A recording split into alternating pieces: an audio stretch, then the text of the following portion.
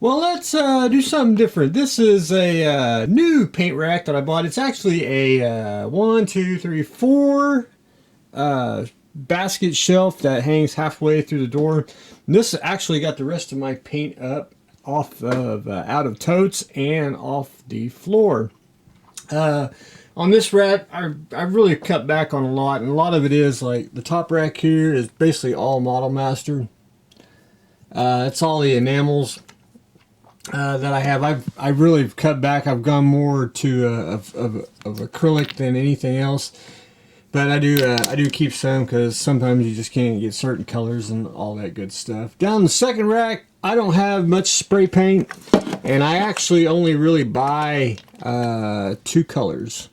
I buy Haze Gray, which is basically Battlestar Mark 7 Vipers. I do love, well, it's light sand, but there's a Tamiya Flesh that's in a spray can that I truly love. The rest of these I've got, I basically, not at a garage sale, but I bought a bunch of paints off of a guy, and they were just thrown in. I do have a little bit of Humbrol. I had to pitch all the Humbrol acrylics. They were just, I thought, were just junk. And I bought a lot of them, and they were good to a point, but they basically had a shelf life on them, and they were just gone. But anyway, look at that, $1.50. And this is basically duck egg blue, and this is basically Star Trek colors. I bought a case of them a long time ago, and these never go bad. That's Humbrol's enamels, which just are fantastic. Plus, it's duck egg blue, and that was always a hard paint to get. I do keep a couple of the old tester bottles. I've had to pitch several of these throughout the years, and I keep about, I don't know, about 3 or 4. I usually keep the gold, which I think is probably the best gold paint on the market. it's just fantastic. I mean, I haven't, acrylic gold is just not the same as just the old. I do keep a little bit of rust, and my other favorite color is copper in the old tester's bottle. But, you know, look at that, 30 cents, and it's still good. Just, but that's about all the old little tester bottles that I keep. Over here is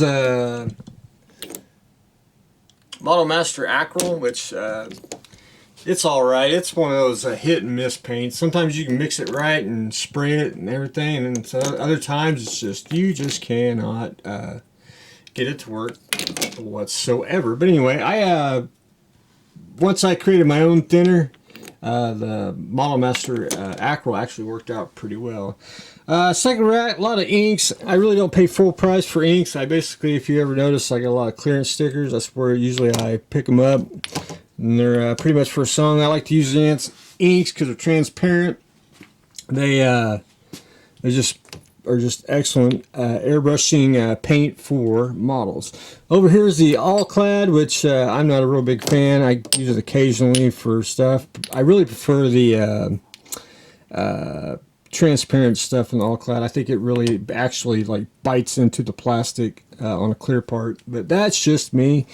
I picked up some of the Tesser's Creatics, which I wouldn't give you $5 for it. I mean, it's just basically a wash, but I wanted to try it out and see how well it is, and I only had a couple bottles, so why not? Down here on this one, basically Badger paint. Again, I do pay full price for the big black. I do like it, and the white. The rest of them I usually pretty much just pick up when they're on sale or clearance. They don't hardly ever go on sale or clearance. It's just odd colors. But I would love to have paint. I would actually have more Badger paint, but they don't have a lot of military colors. You'd have to do a lot of mixing. But if paint came in like this all the time, it'd be well worth the investment, because you'd have a lot of paint for a lot of projects. Over here's the Awadas, same thing.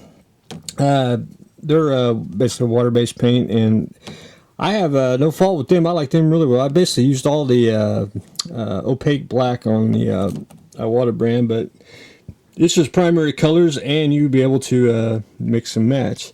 I know everyone's looking at the closet. This is where I keep most of my show stuff, where I keep decals and a few parts, shipping materials, and the BHP uniforms. So that's where that is. There's Cat and Crad, which we will continue on with that. Well, there's my assistant. She wants out. There she goes. This rack, I probably just briefly went on it. This is basically the acrylic one, and this is basically Tamiya and Vallejo, and I'll probably add some other little brands throughout time. But anyway, Tamiya on the top rack, which you know, I pretty much have almost every color Tamiya makes, and probably double. And I was just about to get out. I basically had one rack of these, and I was pretty much going over to Vallejo and you know, whoever else makes eyedropper bottle paints. I was going that way because I like the pigments real well. Fellow Mulder basically was getting out, and he's like, "Here's the price for the paint." And I was like, "Okay." I bought it all, and now I'm back to Tamiya and rocking and rolling. Anyway, I like Tamiya. It's a very versatile paint and a very forgiving paint. You can continue on when you airbrush. But anyway, that's a quick little version. I'm gonna add some MIG paint here shortly. I'm gonna add some Scale 75 paint, and we'll go from there. I'll show that one in the other updates. But anyway, I just want to show everyone my little paint rack system. My only complaint is I'm about this tall from the floor, and basically need a step stool for that. But you know, that's just the price you gotta pay when you have a lot of paints. But anyway, that's there's that rack, and then we got the little mini rack hanging over there with the enamels. But anyway, that is what I've got going on today. Up next video will be the more on the Cat and Crad. We'll be doing more on the decals. Of course, we're going to do the Roadrunner, which I'm going to probably end up doing a little bit of washes in here. I may not paint a whole lot. I just may add some washes to bring out the detail on that. But anyway, we'll be getting to the rat and all that good stuff in the next video. So that's what I got going on today. Stay tuned for the next exciting episode.